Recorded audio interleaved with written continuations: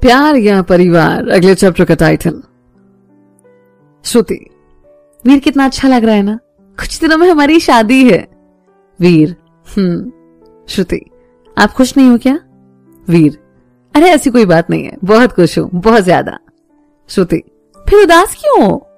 वीर, बस सबकी याद आ रही है। श्रुति फिर कुछ नहीं बोलती और बस वीर से बातों में लगी रहती है। शाम के वक्त वो उठकर किचन में जाती है और दोनों के लिए चाय बनाकर लाती है। वीर, अरे मैं बना देता ना। श्रुति, क्यों, मुझे मना है क्या किचन में जाना? वीर, कैसी बात कर रहे हो आप? दोनों फिर बैठकर चाय पीते हैं और फिर बाहर बालकनी में आ जाते हैं। शाम के वक्त सूर्यास्त हो रहा है और पक्षी अपने घरों की तरफ वापस जा रहे हैं और ठंडी हवा, आसपास का वातावरण बड़ा शांत था और दोनों वहीं काफी देर तक खड़े रहे, इस प्राकृतिक दृश्य को देखते रहे। जब अंधेरा घिरा आता है तो दोनों वापस अंदर आते हैं। श्रुति, वीर यहीं रुक जाऊं आज? वीर, आपको परमिशन की जरूरत नहीं है श्रुति, और ये बात आप अच्छे से जानते हो। बस आप घर पर एक बार बात कर लीजिए और आपको कोई दिक्कत नहीं है तो रुक जाइए।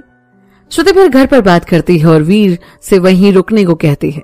कुछ देर तक दोनों बातों में लगे रहते हैं और फिर वीर, आप बैठे, मैं खाना बनाता हूं। श्रुति, ठीक है, और वो वीर के कमरे में चेंज करने चली जाती है।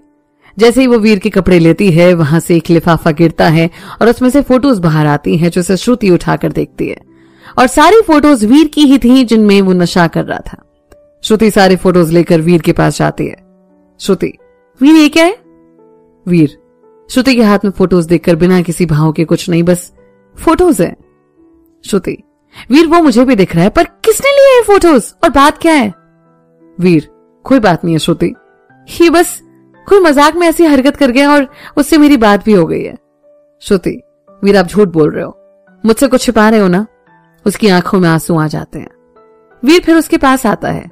वीर, श्रुति ऐसी कोई बात नहीं है, यकीन करो मेरा, ये बस किसी का मजाक था, वरना ये फोटोज यूं सामने क्यों रखे होते, आप ही सोचो।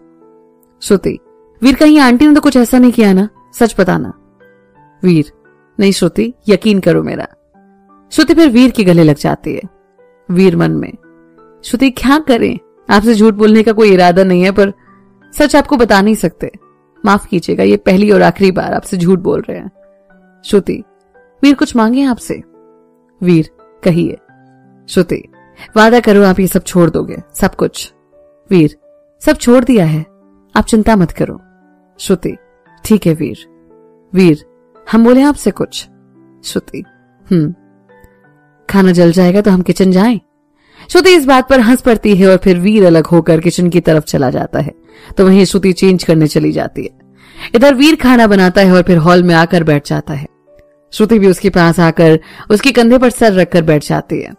श्रुति, आपने वर्षा को नहीं बुलाया सगाई में? वीर, आपकी वजह से ही नहीं बुलाया। श्रुति, अरे मैंने कौन सा मना किया था? वीर, अरे वो जर्मनी में है इसलिए नहीं आ पाई, शादी में आएगी। श्रुति, अच्छा। दोनों फिर कुछ देर बात करते हैं और फिर दोनों डिनर करने बैठ जाते हैं, जहां वीर श्रुति को अपने हाथों से खिलाता है और दोनों फिर कुछ देर बाद सोने चले जाते हैं। वीर साक्षी से लिपट कर लेट जाता है और श्रुति उसे ढेरों बातें बताई जा रही थी। वीर बस हाँ में जवाब दे रहा था और कुछ देर बाद जब उसका जवाब आना बंद हो गया तो श्रुति ने वीर की तरफ देखा, जो कि अब सो चुका था। श्रुति मुस्कुरा रही थी और उसके बालों में हाथ फेरती रही और मन में, कितने क्यूट हुआ वीर, और उसका नाक खींच लेती है और फिर उसके माथे पर किस करती है। श्रुति, आई लव यू वीर, और उससे लिपट कर सो जाती है। दोनों ही हसीन सपनों की दुनिया में खो जाते हैं। अगली सुबह श्रुति की नींद जल्दी खुल जाती है और वो वीर से लिपट जाती है। वीर भी नींद में ही उसे अपनी बाहों में भर लेता है। कुछ देर बाद श्रुति उठती है और चाय बनाकर लाती है। श्रुति, वीर उठ जाइए, सुबह हो गई है। वीर अंगड़ाई लेते हुए अपनी आंखें खोलता है। Good morning. Shruti, good morning. Veer उठकर बैठता है और सबसे पहले अपना फोन निकालकर साक्षी को फोन करता है। वीर, हेलो साक्षी। साक्षी, हाँ भैया कैसे हो? वीर, पहुंच गए सब घर? साक्षी, हाँ भैया अभी 1 घंटा पहले पहुंचे हैं। वीर, कोई दिक्कत तो नहीं हुई ना? साक्षी, नहीं भैया। वीर, ठीक है, बाद में बात करता हूं, बाय। साक्षी, बाय। वीर और श्रुति दोनों चाय पीते हैं और श्रुति थोड़ी देर बैठकर बातें करती है और फिर वीर श्रुति को घर ड्रॉप कराता है।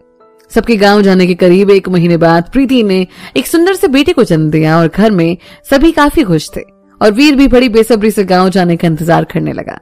वक्त भी अपनी रफ्तार से गुजर रहा था और वीर का दर्द और परिवार से बिछड़ने का गम और बढ़ता जा रहा था, और इस बात ने उसे चिड़चिड़ा बना दिया था और उसने खुद को एक दायरे में समेट लिया था।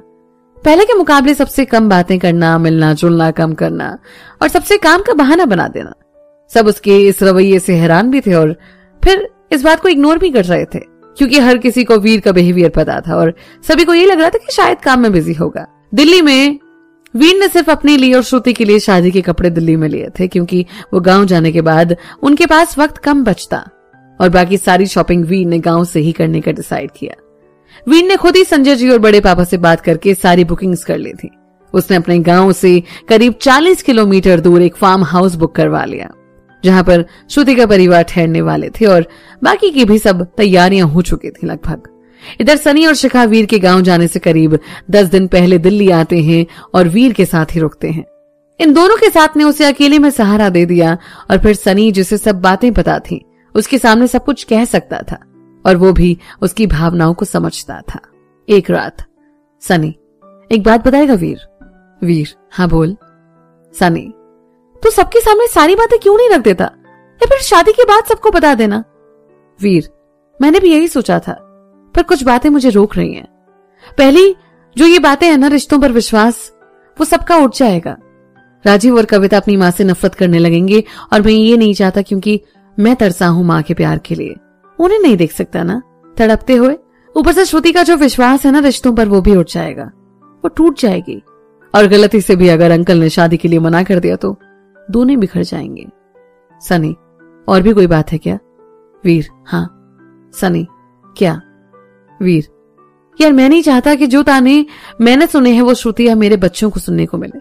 हाँ, बड़े पापा, रजनी दीदी, साक्षी, चाचू और चाची, बहुत उनसे प्यार मिला, बहुत ज्यादा, इतना कि मैं शब्दों में बता नहीं सकता। पर बड़ी माँ, राजीव के मम्मी पापा, इनसे हमेशा अवहेलना और ताने ही मिले हैं। खुद पर तो मैं झेल गया, पर श्रुतियां आगे भविष्य में मेरे बच्चे, उनके खिलाफ बिल्कुल नहीं। और जब राजीव के पापा मुझे गंदा खून कहने तक से नहीं चूके, तो सोच सकता है कि कितनी नफरत भरी पड़ी है इनके दिल में मेरे लिए। और अभी जब राजीव की मम्मी का ये हाल है, तो आगे का सोच। तो इन सबसे अच्छा है दूर ही रहो। हाँ, सबको तकलीफ होगी, पर धीरे धीरे सब ठीक हो जाएगा। सनी, ठीक है, अब समझ में आ रहा है क्यों तूने ऐसा किया। चल, उम्मीद करता हूँ जो भी भविष्य हो अच्छा हो, और कोई भी हेल्प कभी भी चाहिए हो ना, तेरा ये भाई और दोस्त हमेशा तेरे साथ खड़ा रहेगा। वीर, बताए मेरे भाई मुझे, और कोई भी जरूरत होगी ना तो तुझे जरूर बताऊंगा। 5 मार्च को होली थी और 3 को संजय अंकल का फोन वीर के पास आता है।